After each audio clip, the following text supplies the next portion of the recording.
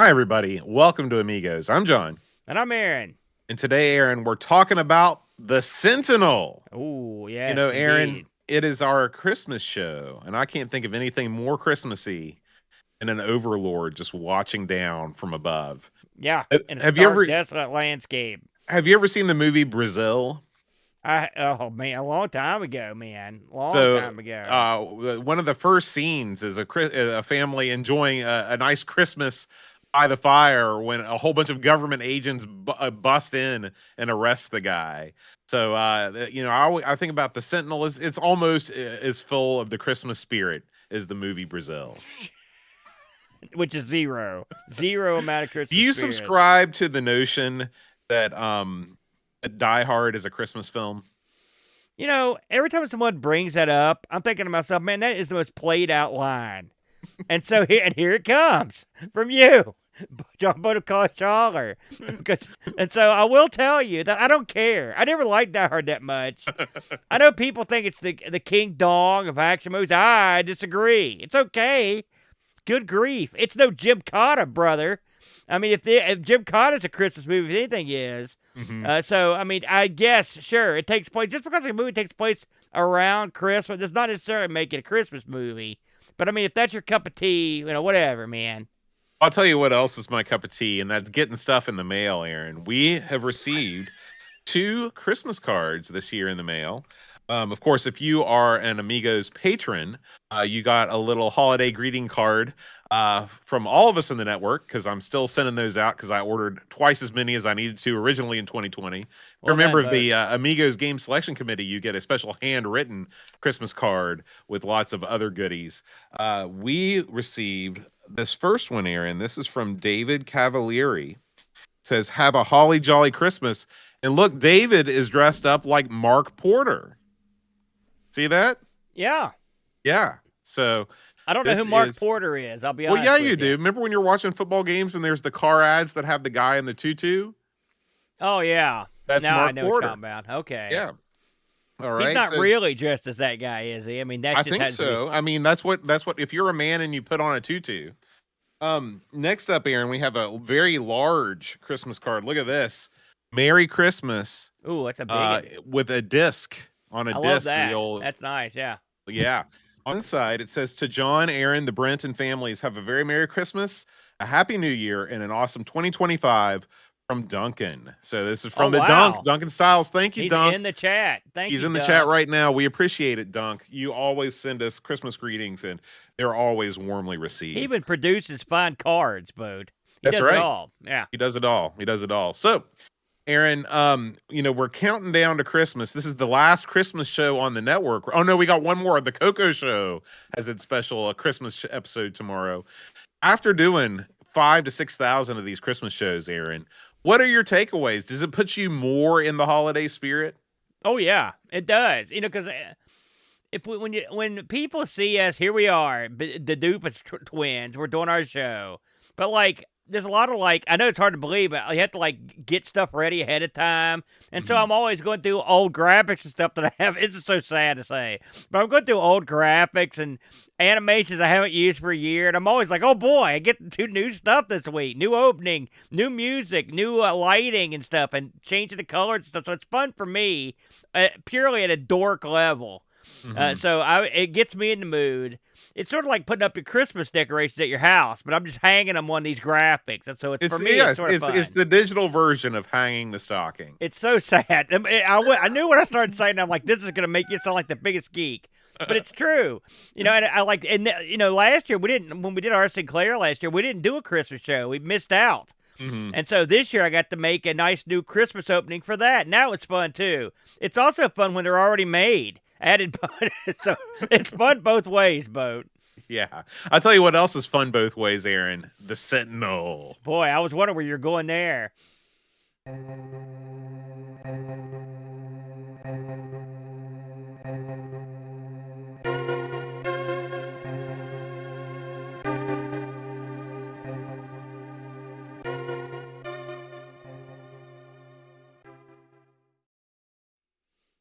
Oh man, we often joke about the haunting love theme or something. That is a haunting Haunting. This game has haunting tunes. That's for Yeah, sure. it really does. You know, just before we start, we've been doing the show for a long. I don't know what episode we're on. 400. 483. 483. That's a lot of shows, Boat. Mm-hmm.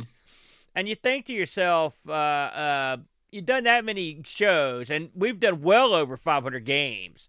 Because we used to do 2, 3, 4, 5, 6 games on each other like idiots. So we're well into over the 500 game mark. And you think to yourself, man, you may have squeezed the lemon dry, on the games. You've heard it all, you've seen it all. And then, and I'm going to tip my hand here, the game comes along and totally renews your at least my enthusiasm for a platform. Because I would say I've never heard of the Sentinel, at least I'm not aware of hearing of it. It was also known as the Sentry in the U.S.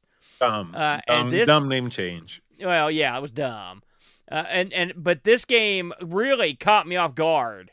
Boat. Had you ever given this a whirl before this week? No. So whenever I mentioned it to you in the past, you're always like, "Oh God, well, it looks scary." That's all I know about it. Yeah, it looks super scary. And we'll get to it, but this is quite a game. Released in '87, so this was originally ported over from the BBC. In fact, we had somebody in the chat here that was a BBC owner that was putting it over, so the BBC had this. We were talking earlier. Bo, tell them the big 3 BBC exports. Tell them you told us. You and I simultaneously came up with this list in our heads, and we confirmed it to our. We think that the biggest 3 games on the Beeb that went on to have major success in port form: Chucky Egg, Elite, and the Sentinel. Yeah, I would stand firm on that. But this was originally made on the BBC. And the original programmer, designer, and concept of this game came from our old buddy, Jeff Crammond, legendary super genius of math, who on the Amiga was responsible for Stunt Car Racer, Formula 1 Grand Prix, and World Circuit. And he didn't do the port of this, but he was credited with the concept on this. On the Amiga, the coding was done by Steve Back. This guy here, Back. It's amazing the amount of stuff this guy's done. We've mentioned him over the years as a coder. Just a few games he worked on were the aquatic games, which we both liked, Bad Company, Battleships, Dogs of War, Fright Night. He did Spitting Image, Yolanda. This may be the best game he ever did. He did so many games, I didn't list them all. I mean, I grant you, those weren't the best. Some of those, including Fright Night, Spitting Image, and Yolanda. But still, the guy's a prolific coder. And the music on this was done by someone else that's prolific, the legendary David Whitaker. Yeah. My God. I mean, do I need to go into it? Golden Axe, Xenon 2, Speedball. He also, by the way, worked on Fright Night. That was a seminal title, but we didn't even know it. We covered it back in the day. Carrier Command, Alfred Chicken, just a ton of stuff from Whitaker. And the box art was done by a fellow named David John Rowe, who did a ton of stuff as well. So you had a lot of guys working on this that were no stooges. This was published by Firebird. We mentioned, of course, this was a conversion coming up from the 8-bits Boat. This was, again, originally released on the BBC Micro, but also got ported over to the CPC, the Amstrad, the Atari ST, of course. And the C64 and the ZX also got versions of this. And this game being in '87, of course, it works on the OCS. Just a straight-up Amiga. Whatever you got at the house, at the pad, you're good to go. This game starts on sort of even the opening screen is sort of foreboding. It just says the Sentinel. It plays. It really reminds me of the font that you'd see in a comic book, like the Amazing Spider-Man or something like that. Yeah, there's a figure that is the Sentinel. It's pictured on the main screen. You don't know what it is at the time, but you'll learn to fear the Sentinel as he stands there surveying the scene. So like Sauron, the Eye of Sauron. So. Did you happen to look at the backstory for this? No, I didn't even know there was a backstory. Tell me. It's short. This is straight from the manual. In a strange universe of 10,000 worlds, where the only force is pure energy, a lone synthoid does battle against the Sentinel and her agents, the Sentries. You control the synthoid in his attempt to dethrone the Sentinel as the ruler of each of the 10,000 worlds.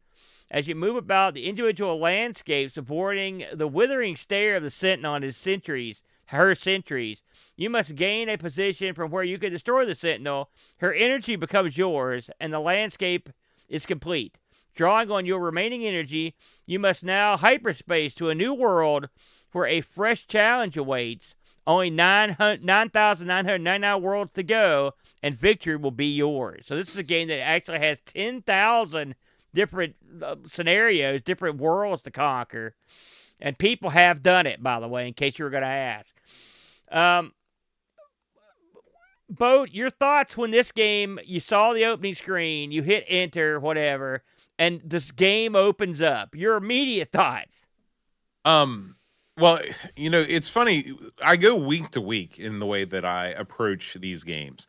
Some weeks I'm like, man, I'm going to do a deep dive into the manual and really understand the nuts and bolts of this before I dive in. And other weeks, I'm like, you know what? I'm just going to go in fresh. I'm going to pretend like I had an off-site backup of this back in the day, and I didn't have the manual. I wonder how far I'll be able to get. Well, that was what I did this week.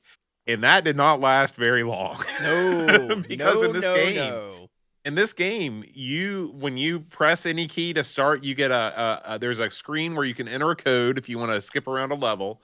And then bam, you are in the world of the Sentinel. And you're not going to be in that world for very long, because if you stand still, you're going to die. The Sentinel's going to see you and you're going to be dead. And so I died 5, 6, 7 times while I was just trying to look around. And the thing that got me was that I was able to, move around with the cursor. You click on the cursor in the window, the cursor activates, and you can mouse around.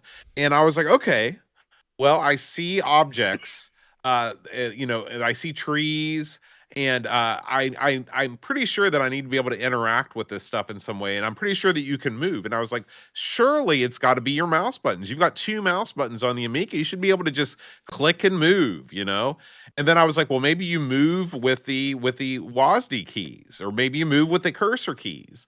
I was not able to move at all, of course, because that's not how you play the game. So my initial interaction with this game was one of confusion and frustration.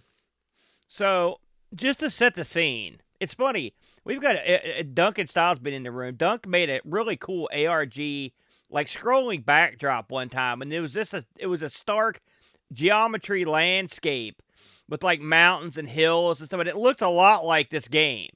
This game, when you look at it, it's almost like a Tron world or something.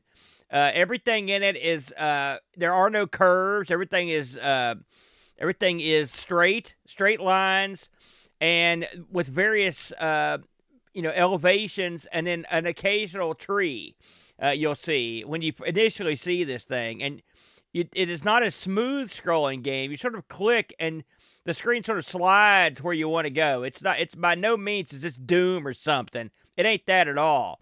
It says 87, so this game was like, real early. And it came out before that on the 8-bit. So when you try to think of this in your mind, if you're not looking at the screen or haven't ever seen this, just picture a landscape that's almost like Tron-like and very geometrically triangular and square with there are no curves, nothing. Yeah, I mean, this is from what I was able to gather, this is one of the first or the first 8-bit video game that used filled polygonal environments. Yeah, Doug says it's like Marble Madness is a good example too. You could use sort of like that, but less refined than Marble Madness.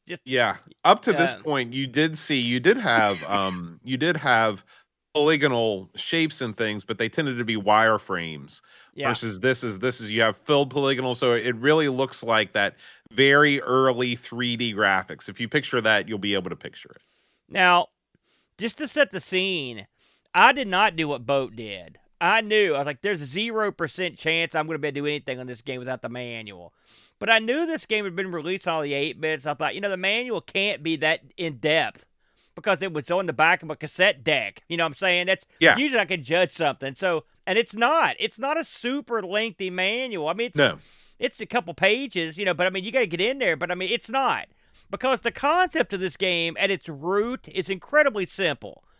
You're in a world where one or more sentinels look down at the world. Think of a sentinel sort of like picture like a lighthouse or Sauron is a good example. The Eye of Sauron, but something that moves like a lighthouse. It rotates at the top of a high point, looking around the maze. And if it meets your gaze and there's nothing there more powerful than you, you will start being drained by this creature until you're dead. It doesn't take long. The object of this game is to navigate your way through the map to reach a point where you are looking down on the sentinel, and you can actually take the sentinel and then take his spot. And then once you've done that, if you've got the energy to do it, which I'll explain that in a minute, then you can finish the map and move to it. It'll give you a code that you'll type in to go to the next area. Boat mentioned it. You don't use the arrow keys at all in this to do anything. It's just that kind of game. In fact, your creature, the Sentinel, the Sentinel doesn't move. And the Sentinel doesn't move either. So you're thinking to yourself, well, what kind of game is this? Well, it's a game where you use various items you'll find on the landscape to harness enough energy to basically produce duplicates of yourself that are in better spots. You want to always increase the potential of where you're standing to get more energy, to get a better chance to get to a point where you can look down on the Sentinel and overtake the Sentinel. That's the game. I mean, there are elements where if the Sentinel can't see you, he can release basically like serpents that will come down, meanies that will come down and hunt you out. There can be multiple Sentinels, but early on, all you've got to do is overcome the height of the Sentinel to look down upon him and take him out. It's a simple game, but it's not a game that you just play with the mouse. There are keyboard elements to the game, and you have to know them. So something tells me, Boat, that when this got pirated, people were boned. I mean, there's a 0% chance that you could play this without using the keyboard. Well, it would have to be something where you have this tremendous amount of curiosity about what this game is. Yeah. And I can see, because this game does look so much different than anything else out there, particularly on the 8-bits, but even on the 16-bit computers, I can see some intrepid souls, pressing key after key, putting your cursor on each object and then pressing every single key to see what it does. Yeah. But I think the number of people that did that is pretty small. Yeah. This is a game that, to play, you need to use the manual, even though, like you said, it's not a complicated game. But the key commands are not obvious. They're not obvious at all. And what you're doing in this game, this is really it's a precursor to modern virtual reality games, because when virtual reality games first came out, you did not directly move around your environment. What you would do is you would use your wand, whatever kind of controller you had, you would point at an area in the space and you would teleport there. I'm sure you did that on Brent's gimmick. And this is essentially the same method of locomotion, moving around a 3D environment in 1987. So in a way, Jeff Crammond was well ahead of the curve, 40 years ahead of the curve with this method of transport. I was shocked by the similarities between playing this game and playing a virtual reality adventure game when those games first came out around. I think they were a big deal in 2016 or something like that was when all those things, the Vive and all that stuff came out. This game, what you're trying to do, like you said, is you're trying to get higher than the Sentinel. And the way that you do it is you have to get energy. Okay. So you absorb trees to get energy. It's like life. And then you got boulders. Okay. And you collect these boulders. you stack the boulders up on already existing structures to either escape the view of the sentinel so you can jockey to a better position, or to just try and get above the sentinel.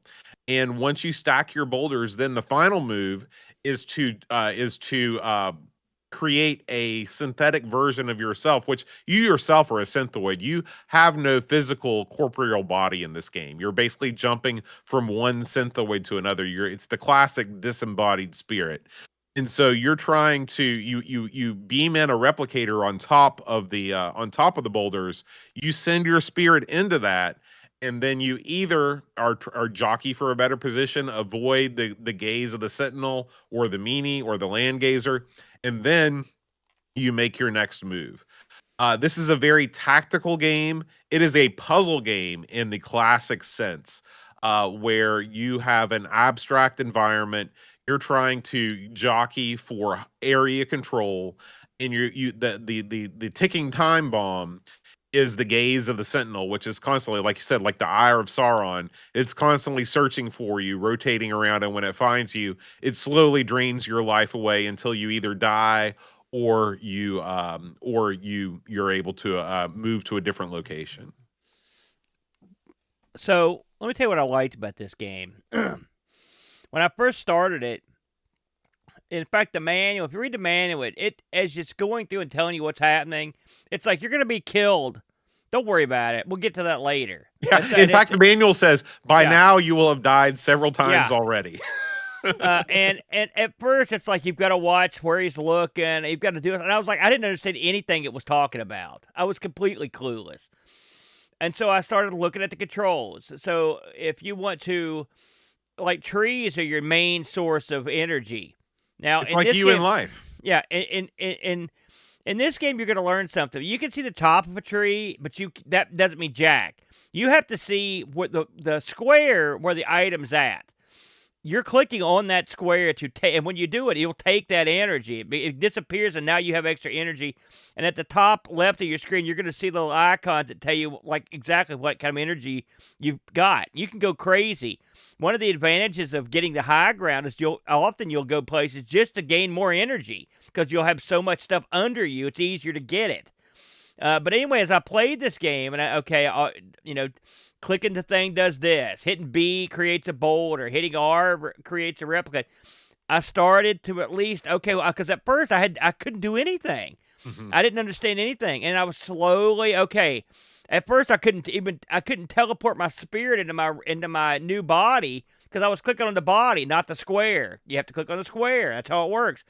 Then you have to understand that once you've moved to the other body, one of the first things you often want to do is go back and suck back the energy of what you just did. So, Right. like your old body and the old body, you take those back, get the energy Mhm. back. I got to the point where I got killed over and over. And then all of a sudden, because it kept saying, be careful, watch where he's looking. And I was like, I can't hardly see the guy. Well, eventually you're going to get to the point where you can see him. Then you're going to see him slowly rotate. I mean, slowly. And you want to make sure that wherever you're going is probably the place he just looked. That gives you more time to operate. You're going to understand these little niggles. At one point, I was so excited, I built a 3-boulder column in the first level. I teleported up to my body on it, and I got him.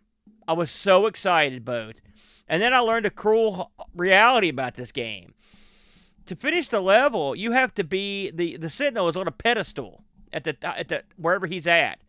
To finish the game, you have to get to this pedestal. When you take him out, there is no more energy gathering.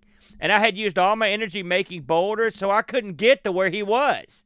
So I had to start the game over. Mm-hmm. I was so furious, but finally, I had refined my skill. I got to him. I took him out. I got to the pedestal, and I'm telling you, it was a great feeling. I really felt like I'd accomplished something because, like Boat said, this ain't no easy feat, but it's not initially, but eventually it will be a lot easier as you've played this for a while. And then once you finally get to his pedestal, one of the aspects of the game is a hyperspace in this game. If you've got enough energy before you get to the pedestal, if you're in trouble, when he starts shooting you, there's a little meter in the corner, the right corner, that starts filling up. You hear this noise. It doesn't take long before you're dead. But if you have enough energy, I think it's 3 energy units, you can hit H, and your guy will hyperspace off somewhere. Now, one thing I learned playing this game is, like, when you do that, you're pretty much boned because you usually don't have energy left, and it doesn't ever put you anywhere good. It usually puts you somewhere horrible. Right. But at the end of the game where you're on that pedestal and you hit H, that's how you leave the level. And then you get a big code that's sprawled across the street. It says, don't lose this code. You know, you got to write it down. Now, I found a big list of them on Hall of Light, you know, so I didn't have to write them down. But it was so gratifying, Boat, to take this sucker out. Did you have a similar experience when you got him the first time? To be honest with you, I never once completed a level in this game. Really? Yes. I understand from a practical level, a theoretical level, what I need to do. I just did not. I'm sure I just need to spend more time with it. I was never able to get to the point where I could get higher than he was. I could stack stuff up and I could move around the map, but I always ended up dying. And but here's the thing. Even not having completed a level, you feel like you've won when you figure out this is different than so many games that we play.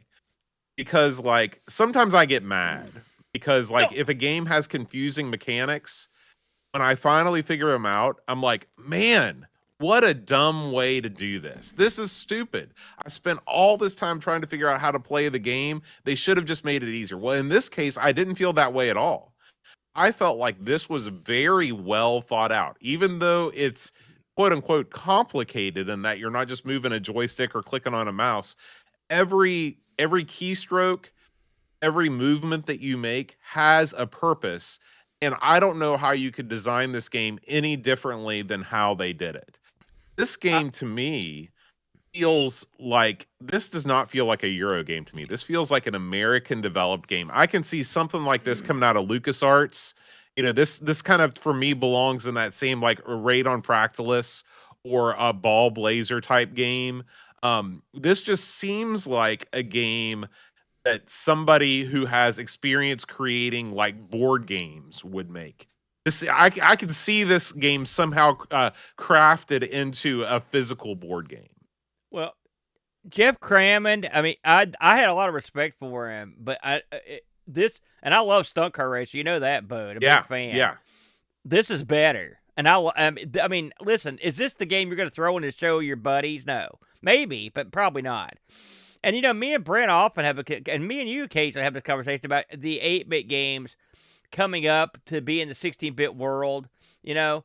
And we took a look at the Spectrum version of this just to see how it compared to the version here on the Amiga. I mean, obviously there's more colors, you know, but I mean, there's not a huge departure, I guess is what I'm saying. Yeah, the way that the speed that the screen scrolls on the Spectrum version, and I assume all of the 8-bit versions, is very good. Like, it's very smooth and it's very quick. I was not expecting it to compare so favorably, but this game is one of those games that really loses nothing on the 8-bit side, except for that little splash of color, which you might have gotten on the Beeb anyway. Well, you also, I will say, it's very subtle, but the music in this is outstanding. Oh, yes. Whitaker did an outstanding job. Because you don't want a ton of music. You know, this is a game where you need that kind of... when you're playing this game, you feel like you're out of time or something and it's you don't want a bunch of crap going on. You need time to think, and you need a more abstract noise as much as music. And it works. I can't say enough things about the effectiveness of the scoring in this game. Yeah, I mean, this is a masterclass in how to do music in a thinking man's puzzle game. Yeah, man, it's good. It's so good. This game is so good. I mean, it's been a long time since I've been so pleasantly surprised by a game that I really thought I was going to hate. Yeah, they do a lot of stuff right in this game. Now there are a couple niggles. I mean, listen, when you make a game like this, the price of entry is it's funny. It's not high, but it's so. I mean, the Sentinel will kill you immediately on the first level. Not immediately, but like it won't take long, right? And so there is no learning period to just stay in there and get your. I mean, so the book's right. You're going to get killed. It's okay. You figure it out. The fact that every time you start a level and you want to, and you don't want to start a level 1, you've got to type in like 12 numbers or whatever. There's no save game feature on this. It's all, I'm sure these numbers are some geometric reasoning behind them, frankly. And it's funny, in the manual, it talks about, like, if you would like to change the way that the next level is going to be, you could just do a few things different before you leave the level. Maybe you create one extra tree or whatever, and that will affect what the level codes are going to be. So, again, this is a kind of high math that I'm not smart enough to understand. But, I mean, aside from those little tiny things, it would be nice if the screen was totally smooth. It would be nice if there was something better when you go into your synthoid body than just a blue screen. Yeah. That's kind of weird. But, I mean, also, you could have put an effect there, but it doesn't take away from the game. When you... Yeah. Go ahead. I was going to say, all of the complaints, and I agree with all of those things, they are complaints, but they really, the only thing that I would have liked to have seen better is if they would have given you a little bit more of a celebratory screen when you do finally defeat the Sentinel, because you get nothing in this game. Well, it does show your character on the screen where you get the number, and it shows your guy at the top of the mountain, so it's sort of like a celebratory thing, I guess. But it's not like he's up there doing a touchdown dance or anything. Right. I would have liked to have seen the touchdown dance. And I would have liked to have seen just, at the beginning of the game, they should have just said, like, training or start. And on the training game, you're just messing around with the mechanics. They give you everything except for the Sentinel. Yeah. And they're just like, hey, have some fun, move things around, stack some blocks, get on top of the blocks. Once you feel confident doing this, then all you have to do is do the same thing as quickly as possible while you're evading the Sentinel. Yeah, that's a great idea, because let's face facts. And this, I saw someone mention, I think it's Bajaka, that said, like, he didn't like having to click on the squares. That's the game. That's the game, because that's why that getting height in the game, getting altitude is so important, because you need to look down to see where the squares are. Right. So you can't get rid of that element. It is, at first you're annoyed, because, like, I can see the top of that tree, why can't I take it? You have to click on the square. That's sort of the board game element coming out, Boat, that you mentioned. But it works. There's nothing more satisfying. I mean, it's been a long time since I've felt so happy with myself when I took out the Sentinel for the first time. And then when I was able to repeat the process on subsequent levels, I went through like 5 levels of this. And and it wasn't like I banged them off, but I got through 5 levels of this. In the time I had to play it this week, I was like, man, this is great. And it really has one more time quality to it. It really makes you think. You said it was like a puzzle game. To me, I didn't feel like that, but you're right. To me, it just felt like, where do I go? When the first level starts, you've got a map that shows you where the Sentinel or Sentinels are and where you are. And then during the game, if you hit the help button, which funnily I didn't have, and I found this out after the fact, you can get an overhead map that gives you help. Oh, I didn't know about that either. That's fantastic. Yeah, it's in the docs, brother. But so that would help you. But the first thing you need to do is just like, okay, where's the quickest way that I can get energy and get to a higher point where I could get more energy? It's all about getting that energy and getting yourself souped up to where you can get to the point where you can start really building yourself up power-wise and getting in positions. There are positions on the board where the Sentinel can't see you. And of course that gets in the whole other element later on in the levels where he sends out his underlings to get yours. And again, there are levels where there are multiple Sentinels you have to take out. Just a great game. It's one I'm going to absolutely hang out with for a while. It's one of the best things. I mean, I love it when I'm scared of something and I end up loving it. Yeah. Chaos was like this on the Spectrum. it's a perfect example. And this right here is another example of one that, I mean, to look at it, I was frightened. But, I mean, this really, despite the fact you've got to use the keyboard for just 3 or 4 keys, it's not that bad. And you can do it and not lose anything. I think this is an outstanding one, Boater. To me, this is the platonic ideal of the action puzzler, because it's not just a like static, you've got all the time in the world to work this out in your head kind of game. This is the perfect sort of blend of like being under the gun and really feeling pressure. Yeah. Of like, man, there's this thing that's looking at me. I've got to get out of here. Sort of like if you're trying to escape from prison and you've got the guys up on the turrets. But at the same time, it's not just like, where can I find the exit? Like you said, your first order of business has to be gathering energy. I got to gather energy as much as I can. And then I can start to figure out my plan to attack, how I can get higher than the Sentinel. It's a great 2-step process that breaks down the level. You really end up exploring a lot of the nooks and crannies of the levels. This is just one of these games that I can't believe more people don't talk about it. And I will say there are levels in this, because I skipped ahead to play some of the more advanced levels, where they start you like in a crater or whatever. I mean, you really have to use your because you've got some energy to start the level. Do I build a boulder here? Where do I put it? Where can I get the height to get something else? You've got to make a quick survey of the area. So it's puzzly, but there's an action element to it because you're under the gun. Mm-hmm. Just a little bit of extra info on this thing. We mentioned earlier that this was released in America as the Century. I don't know why they made that change, but they did. And the manual was a little bit different too. This was ported by Crammon himself to a bunch of machines, the C64. He also ported to the CPC with a cross compiler that he wrote. So he's got a lot of jack. The version we played on the Amiga was done by Steve Back, who also did the ST version. And the IBM version supports VGA. Apparently this was quite a real looker when it first came out. Like, people were really surprised. The PC version has additional lighting effects and stuff that no one was seeing back then. So apparently it's a pretty impressive looking gimmick. I saw that a guy had made a chess set based on this. Oh, I saw a picture of it. It's quite amazing, and the guy mentions in the article that Crammon himself had looked over this chess set and with approval. So that must have been quite a feat. So Crammon mentioned that this goes to 10,000 levels. There's no ending sequence. When you get to the 10,000 level, it just loops back to 1.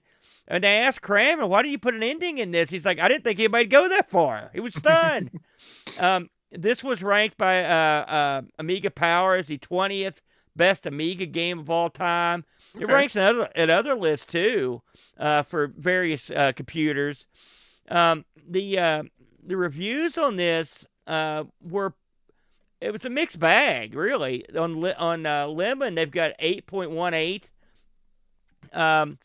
Amiga Computing gave this a 90. The Joker gave this a 63. I was surprised. Yeah, that's very low. You can see how someone would play this and not get it. Mm-hmm. And so maybe that's what happened. Amiga Power gave this 4 out of 5. Commodore User 9 out of 10. ST Amiga Format 82. The Games Machine 94. So it's really only the Joker that's on the low end. Well, the average game rating on this one was 82. It's in 87. I would have had a heart attack over this. Yeah, I would have given this a 200%. Yeah, in 87. Did we get any action from the Discord boat? We did. We got one review this week from the patron saint of the game review on our channel, Pajako6502. He says, I first encountered this on the B, but it was something of a big deal due to it being in 3D, although I never figured out how to play until much later. At its heart, Sentinel is a board game, but not turn-based, so speed of looking around becomes an issue when constantly having to contend with sentries and the titular Sentinel. End up facing the wrong direction, it can be your downfall. Thankfully, the Amiga version is significantly faster, but it is still slow to look and to look completely around. Apparently, there's no ending. With 10,000 levels, no kidding. Oddly, that kind of puts me off playing. Automatically going to the next level is a little bit of a chore each time, but it's a fun mix of strategy and old poop panic gameplay.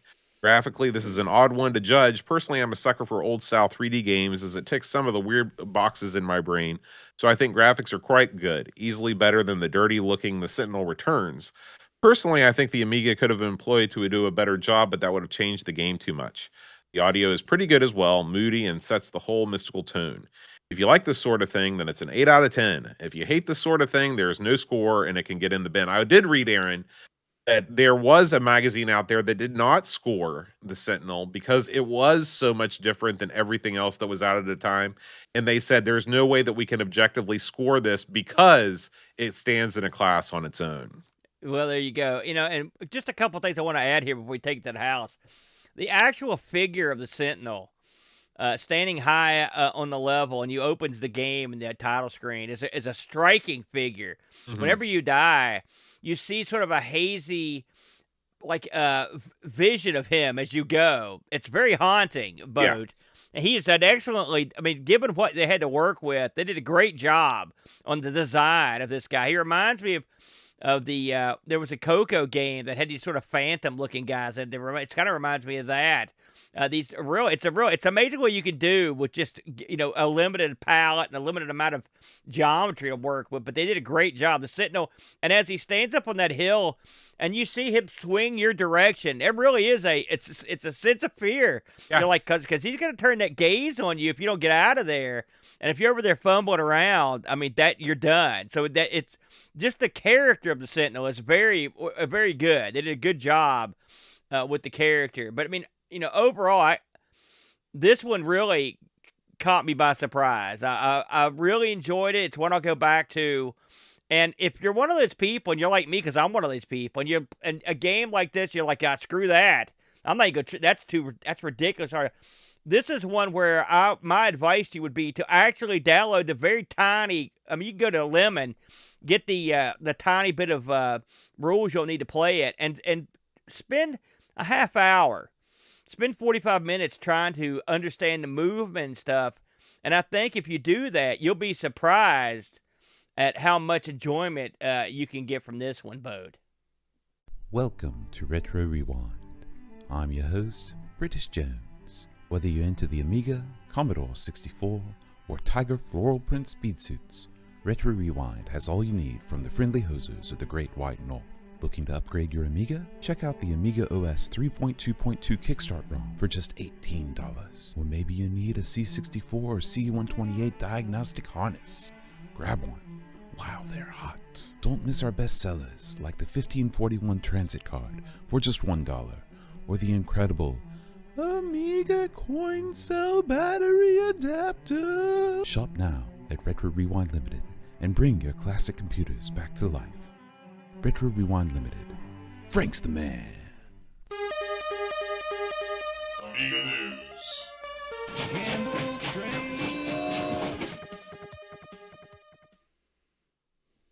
All right, Aaron, it's time for some festive Amiga news. We're going to start out with some Christmas games.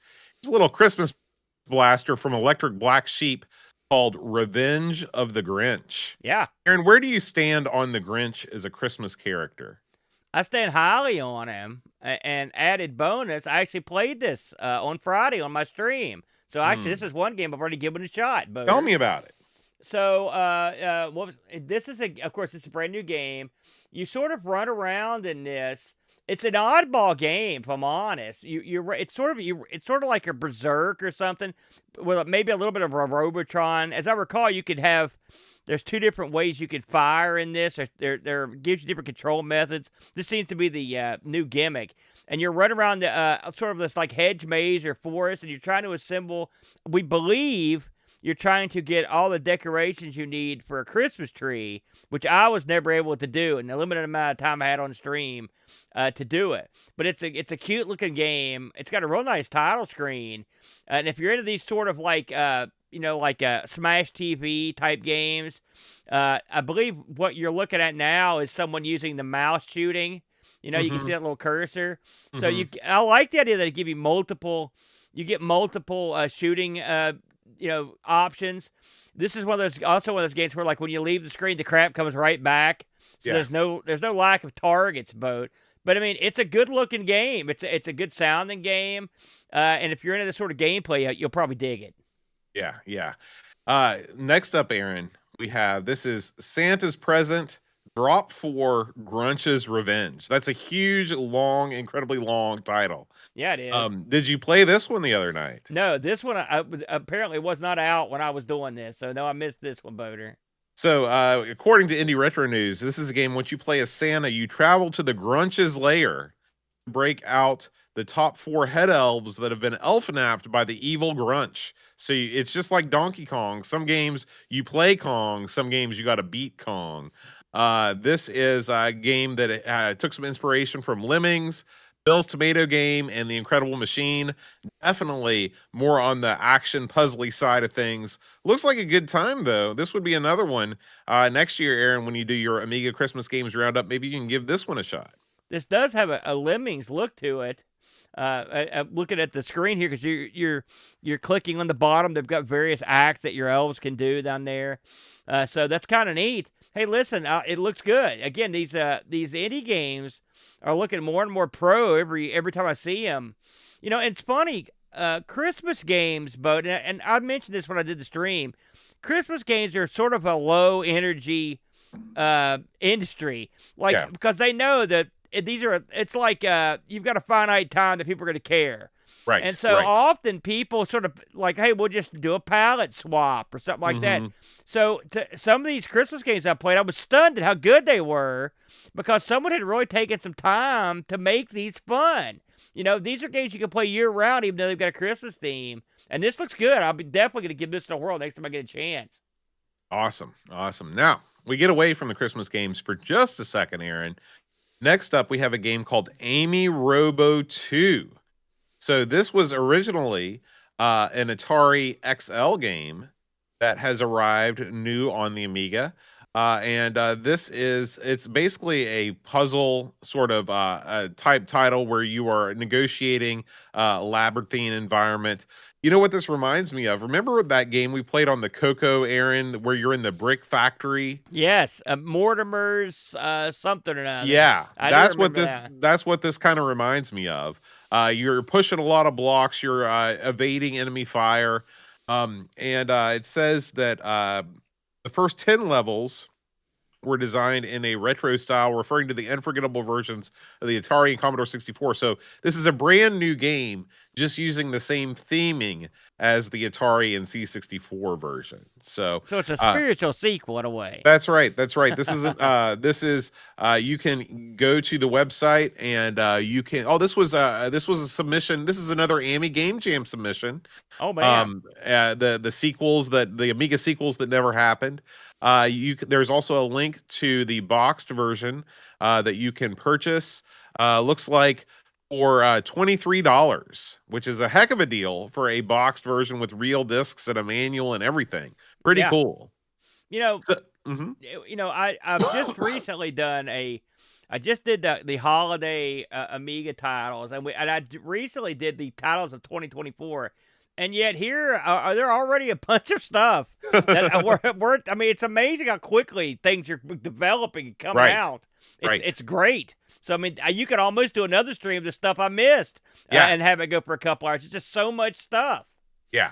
Yeah. So, Amy Robo 2, check that out. Next up, Aaron, this is just a little news snippet that Level Lord shared with us. Amiga Kit is sharing just some really preliminary photographs or renderings rather of a new Amiga 1200 motherboard. Very little is known about this so far, but if you click on the link, it says "Get ready for the next generation." Take a look. And so if you are in the market for an upgraded 1200 motherboard, don't buy anything yet. Wait for Amiga Kit to release further photographs and further news. But this is just a little teaser they've put out. We'll be following this story to tell you exactly what they have under wraps. If you look at these pictures, so the first picture here, that's clearly like a compact flash or MC MIA. I can't remember that. But it looks like PCMCIA. PCMCIA, but it looks like that's probably compact flash, I'd guess, right there. This next picture, if you look, that looks like there's I guess that's I can't read. It's an IDE port on it there, and then the next one of these other pictures has a USB header. Yeah, on it, and then there's a new type of connector here, and so it looks like they're obviously going to update this with new goodies. So we'll see how well that works out. Hopefully they've got some sort of, I mean, you can add stuff to your Amiga. Hopefully they've added some nice software integration. So like if you've got a USB, for example, or a compact flash, it'll just work. Like they give you stuff to make all this crap work instantly without having to fight and struggle, and then that would be nice. So more power to them. I hope they pull it off. In our last story, Aaron, this is not directly Amiga related, but it matters to me because it's Atari 8-bit. There's an Amiga. I guess it is tangentially related to the Amiga because it's an Amiga port. This is Rough and Tumble has been backported from the Amiga to the Atari 8-bits, and I've got to say, given the limitations of the Atari 8-bit platform, this looks darn good. It's very colorful.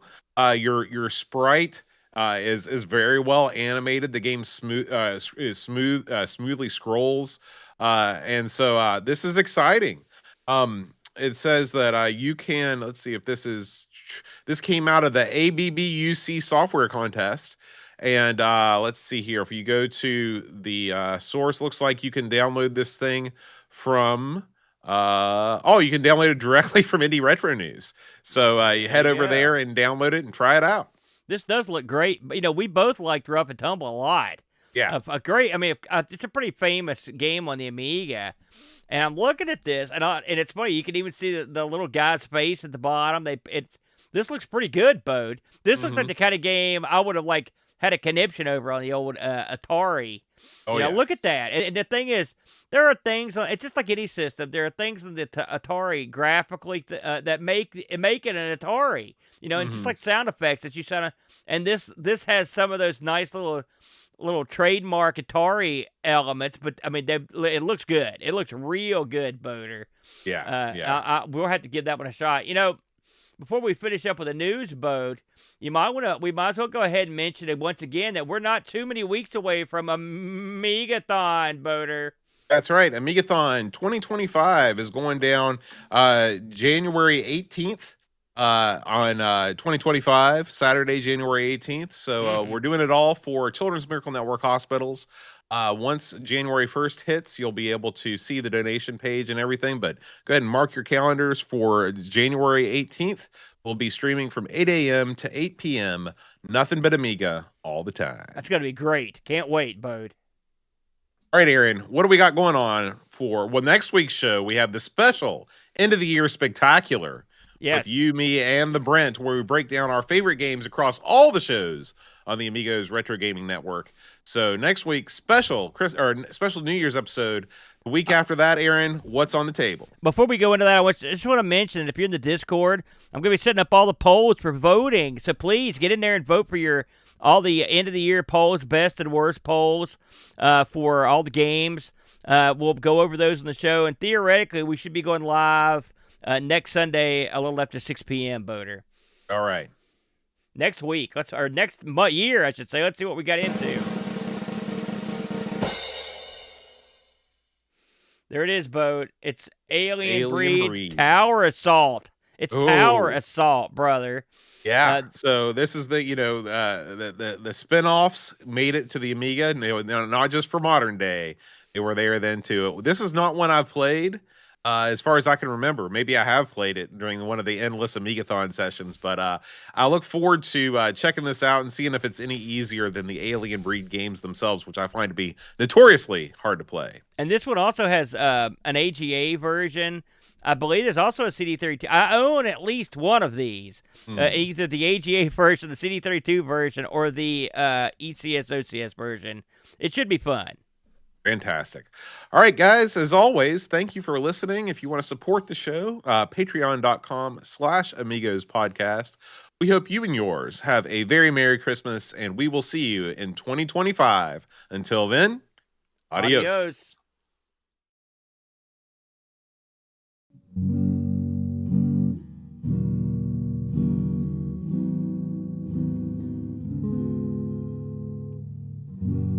Have yourself a wacky little Christmas. Though this year may bite, from now on, Top Banana will be out of sight.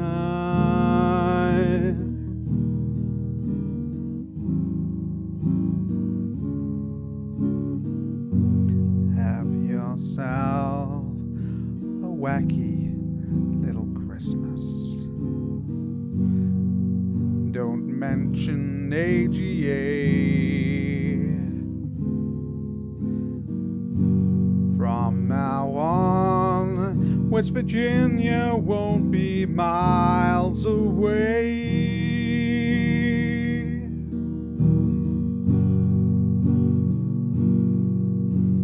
Here we are, talking retro days, happy Amiga days, and more. All our friends who are here for us, Edmund's got beer for us, for sure. Through the years, we all have been together. If hillbilly internet allows, the gamble trains coming over Hillbrow.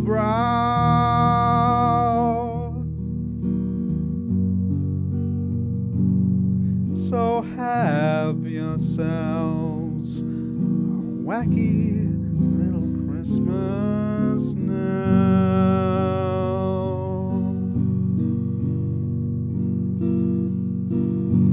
Hearing Bo singing Patreon songs, it goes on too long for sure. Aaron's face says it all for us, but we all should know the score. Through the years, we all have been together. When the internet allows, Boat and Aaron are taking their final bow.